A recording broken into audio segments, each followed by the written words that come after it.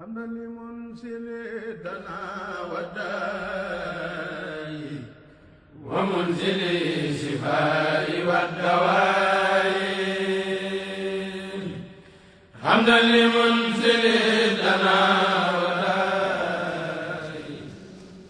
أعوذ بالله من الشيطان الرجيم بسم الله الرحمن الرحيم mbokk yi ñoo ngi leen di ku ci nekk di la nuyu ku ci nekk ci turam ak santam di leen sant ci wuy si bi ngeen ñu wuy si fii ci Masalikul Jinaan ñu di leen jottali ay ndigal yoo xam ni ñoo bawoo ko ci Cheikh Mouhamadul Muntaqa xalif général des Mourides mi nga xam ni moo nekk ci bopp yoonu Mouride nekkal fi Serigne Touba ñu ñaan yàlla na ko fi sa borom yàggal wéral ko ba li mu bëgg a def lépp liggéey Serigne Touba mu liggéey ko ci ni mu ko bëggee te ñu ànd ak moom ñuy gërëm bu baax njabootug Serigne Touba gépp di leen ñaanal ñu yàgg fi te mu ànd ak wér. woote bi nag comme di ngeen ko gisee fan yi ak xew-xew yi nga xam ni moom la ñuy jànkanteel ci réew mi muy feebar bi nga xam ni bii depuis daaw ba léegi mi ngi wër àddina bi nekk loo xam ne lii du lu ñu beral Sénégal rekk àddina bépp la wër waaye kilifa yi nga xam ni ñoo nekk ci réew mi bu ñuy wax waa réew mi la ñuy waxal muy waa Sénégal rawatina ki nga xam ne moo nekk ci bopp yoon wi nga xam ni moom la ñuy déglu ay ndigalam ak i tereem muy Cheikh Mouhamadul Muntaqa yàlla na ko fi yàlla yàggal te mu ànd ak wér. ngeen dégg gis tamit bi nga xamee ni bii nattu bii nga xam ni moo dal àddina bi yëpp muy pandémie bi di Covid 19 ba mu tàmbalee ci 2019. taxawaay yi nga xam ni yëpp taxaw na ko ci muy taxawaay yu mat sëkk nekk ci côté état bi nekk ci côté askan wi nekk ci côté wetu taalibe yi jàppale leen jàppale gu mat sëkk ci li nga xam ne lii mooy ay ndimbal li ñu mën a gis muy ndimbal yu am solo ñu gis na nga xamee ni bii ba mu tàmbalee moom la def jël ndimbal lu am solo joxe ko boole ci tamit ay ndigal yoo xam ni yii képp koo xam ni kii da ngay déglu ndigalam nga tënku ci mu joxe ay ndigal yoo xam ni bañu ko sàmmoo ak moom gis nañ ñu tamit njariñ la nga xam ne lii am na ko ba loolu moo ñu may ci kàttanu suñu boroom ak ndimbalu Serigne Touba ba màggal gi ñëwee ñu màggal ko ci jàmm ak salaam te ku nekk gis na ni màggal gi ni nga xamee ni bii noom la ñu san boroom dimbalee ba mu jàll ak jàmm te amul benn tolof-tolof bu jógee ci wàllu woowule ñu gis tamit ni ci période màggal gi mu woote bi mu wootee laaj nangami million ci ay masque ñu ni juróomi million ay nit dinañu ñëw màggal si Touba taalibe yeeg jullit yeeg ak bonne volonté yépp ku ci ne jël ab lim bu takku yónnee ko Touba jox ko pour ñu mën ko distribuer pèlerins yi yemul ca loola dafa jëlaat lu toll noonu ci ay masque tas ko ci réew mi ba nga xamee ni bi képp ku daan ñëw jógee moo xam barab boo mën a jógee ci réew mi da ngaa yóbbaale sa masque boo xam ne bii sëriñ bi moo ñu jox ndigal ni ñi nga xamee ni bii ñëw féetewoo ca gox booba nañu fexe ba ñuy ñëw ñu jox leen ay masque ñu indaale ko ba Masalikul Jinaan mi yónnee na fi woon ay junni téeméeri junni masque daanaka jege na ko ba nga xamee ni bii joxe nañ ko ñi nga xam ne yite woon nañ ko yépp yàlla defal ñu sutura bu rëy nit ñi jëfe ko ni nga xam ne noonu la ko sëriñ bi santaane te santaane juyoowul ak li nga xam ne lii mooy ñi ñu seqal réew mi muy autorité yi nga xam ni mooy autorité politique te bopp autorité bi le président de la république Macky Sall nekk ci ngeen dégg message am yoo xam ni def na ko ay yoon loo xam ni jubluwu ci dara lu dul lu aar réew mi aar askan wi loola nag moom la sëriñ bi yeesalaat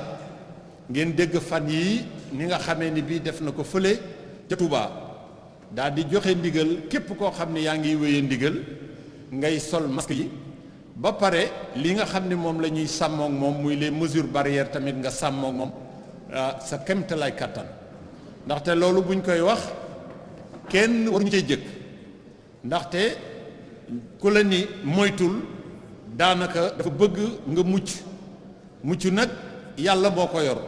yàlla mooy ki nga xam ne ki ku mu bëgg nga mucc di nga mucc waaye yàlla tamit moo digle ni ñi nga xam ne ñii dañu am xam-xam te mu wax leen ci alquran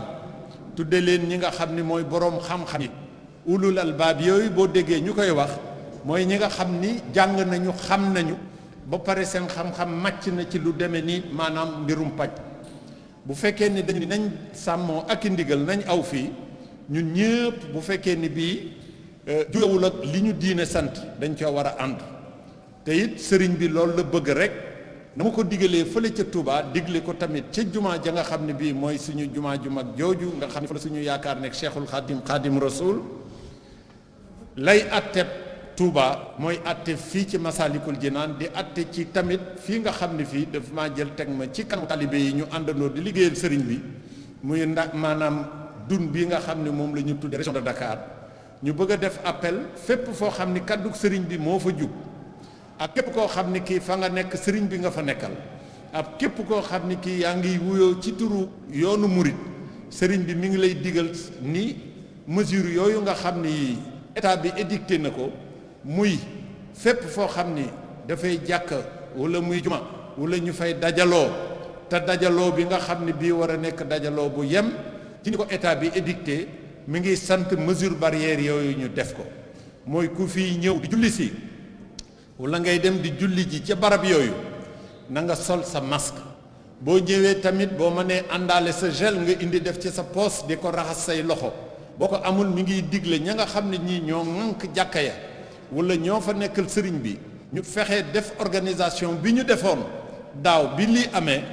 ba nga xamee ni bii kuy dugg ci jàkka ya na nga sol masque ba pare na ngay raxas say loxo moo xam ni dañ koy raxas ak saabu wala dañ koy raxas ak gel bu ko defee bu ñu duggee tamit ci biir barab ba nga xam ni fa la ñu nekk di jullee ñu mën a fexe ba tamit distanciation boobu nga xam ne bii defoon nañ ko ñu dellu ca mën a bàyyi ay diggante ci diggante sàppe yi muy diggante yoo xam ni nit ñi di bañ a jondansanteeg ak di laalante loolu daal mooy li nga xam ni jàpp nañ ci bañ ko defee gis nañu résultat yi léegi dañoo bëgg tamit ñu dellu ci ndaxte deuxième vague bi nga xam ne bii ñaareelu vague bi ñëw na yàlla na ci ñëpp ñun ñëpp yàlla nañ ci mujj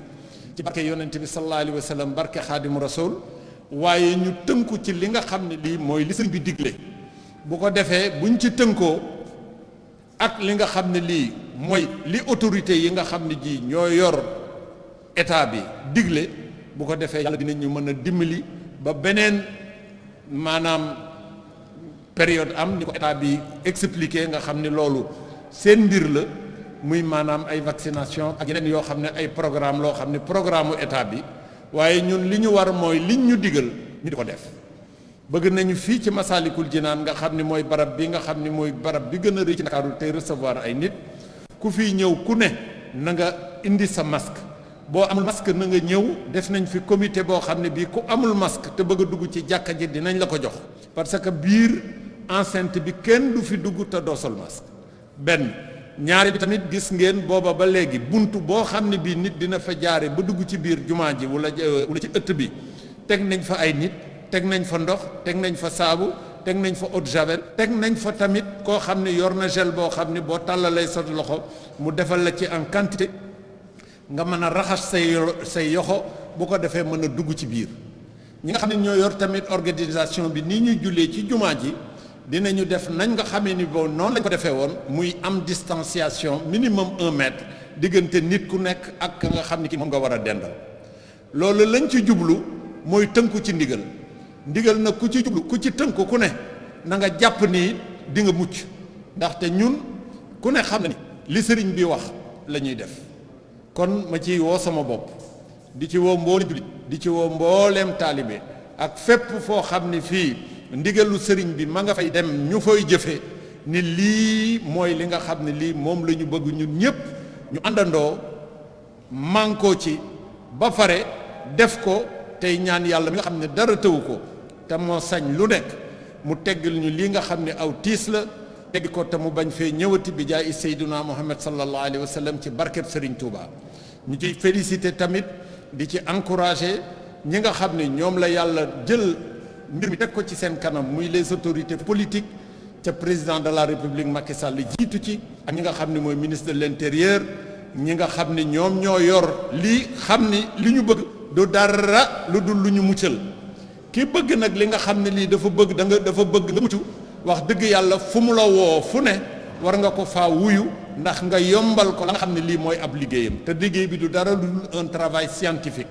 ay nit a ko gëstu doon ay borom xam-xam doon ay docteur buñ ñu waxee nañu aw fii la ñu war a def rek mooy nañu aw fii te ki ñu yaakaar muy sëriñ bi it loolu la bëgg ñu tënku ci loolu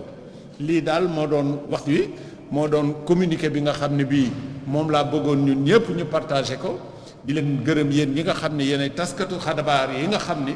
boo leen ko tasaaree dina tas tey ñaan yàlla nañu yàlla yokk dimbal tey ñaan yàlla li nga xam ne bii mooy jàqare di nattu sans borom teg ko ci àddina bi yàlla na ko yàlla teggi yàlla mën na ko sañ na ko yàlla nañu ko defal bi jaay Seyduna Muhammad sallallahu alayhi wa sallam maa ngi gërëm ñëpp di sant ñëpp di wax asalaamu aleykum wa rahmatullahi taala wa barakaatu. wa munzili shifaa'i wa dawaa'i hamdan li munzili danaa wa daa'i wa munzili shifaa'i wa dawaa'i. Chers amis de la presse, comme nous l'avons dit tantôt en langue nationale, cet appel est simplement pour objet de vous transmettre les recommandations qui émanent du Khalife général des Mourides, Cheikh Mouhamadoul Mountakha, Khalife général des Mourides, sur l'évolution de la situation que nous vivons tous, qui est liée à la pandémie de la Covid-19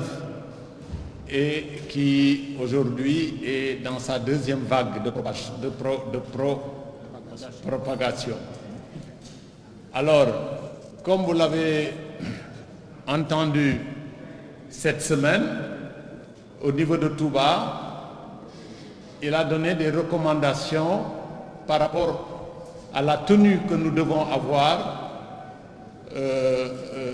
lors des prières à la grande mosquée de Touba. D'abord sur les mesures barrières que nous connaissons déjà tous, qui est le port obligatoire du masque, qui est le lavage des mains avec du savon et de l'eau, ou bien des gels hydroalcooliques et de la distanciation lors des séances de prière dans les mosquées. Vous savez, depuis l'année dernière, quand nous avons connu cette pandémie, le marabout avait donné les mêmes recommandations qui, en quelque sorte, épousent les contours des recommandations édictées par les autorités de l'État. Les autorités de l'État, vous avez vu l'année dernière, avec l'état d'urgence, le président de la République a reçu pratiquement tous les responsables de tous les secteurs du pays, à échanger avec eux pour qu'ensemble nous puissions lutter ensemble et faire face à cette pandémie. Nous avons eu des résultats qui étaient des résultats extraordinaires, probants, et que même le Sénégal était cité en exemple un peu partout, et en Afrique au sud du Sahara, pour avoir maîtrisé la propension de ce virus de Covid-19. Mais il y a eu, comme vous le savez, un relâchement. Et ce relâchement a produit les effets que nous sommes en train de vivre. C'est pour cela, le marabout, qui avait dès le début de la pandémie contribué sous toutes les formes à aider l'État et les populations, à aider les couches les plus démunies même du Sénégal, avec la dotation de denrées alimentaires, une enveloppe consistante pour aider les personnes qui sont habilitées à gérer cette pandémie, Et les résultats, nous les avons tous vus. Ce qui nous a permis d'organiser le Magal de Touba avec vraiment 0 cas. Le Magal de Touba, l'appel du marabout a été entendu. Les Sénégalais ont répondu massivement aux directives de l'État et nous avons vécu, nous avons même pensé que la pandémie était en train de disparaître à jamais. Mais avec le relâchement qu'il y a eu un peu partout, il y a eu un autre regain, une deuxième vague qui est en train de faire beaucoup de dégâts. Et d'aucuns disent que la deuxième vague, d'ailleurs, elle est encore beaucoup plus meurtrière que la première vague. Pour ne pas tomber dans ce piège-là, le marabout nous a instruit de dire à tous les talibés, ici à Dakar et dans les environs de la région de Dakar, de encore se conformer aux directives qui ont été données par les autorités du pays. Les autorités sanitaires ont demandé une meilleure vigilance par rapport d'abord à ces gestes-là, au port de masque, par rapport à la distanciation et par rapport aussi au lavage des mains. C'est ce que nous voulons transmettre aujourd'hui pour tous ceux qui répondent de l'autorité de la communauté mouride de se conformer à ces exigences. Ici à Massalikul Jinan et dans tous les autres lieux de prière, que chacun doit se prémunir avant de venir dans ces lieux, d'avoir un masque ou de le demander, de se laver les mains et aussi à l'intérieur des salles de prière d'observer une certaine distance d'au moins 1 mètre pour que quand même nous puissions respecter l'ensemble de ces gestes qui sont édictés par les autorités. Voilà en quelque sorte l'objet de cet appel et nous interpellons tout le monde pour que nous puissions, dans une union vraiment concertée, vaincre cette pandémie qui commence vraiment à faire énormément de dégâts dans le pays et dans la sous-région. Donc c'était l'appel que je voulais transmettre et je remercie tout le monde et nous prions pour que Dieu, dans sa miséricorde infinie, qu'il puisse assister les populations de ce monde qui sont aujourd'hui dans un désarroi total. Et espérons qu'avec l'arrivée des vaccins, que nous puissions peut-être vraiment dépasser ces périodes qui sont des périodes très dures pour tout le monde et que nous commencions à revivre comme nous avons eu l'habitude de le faire dans le passé. Donc voilà, c'était ces quelques mots que je voulais transmettre et je vous remercie. Merci beaucoup.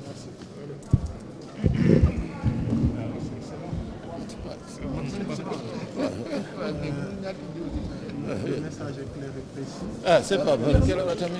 Mais la clôt de bas, C'est le message. c'est possible. Ah, c'est ok.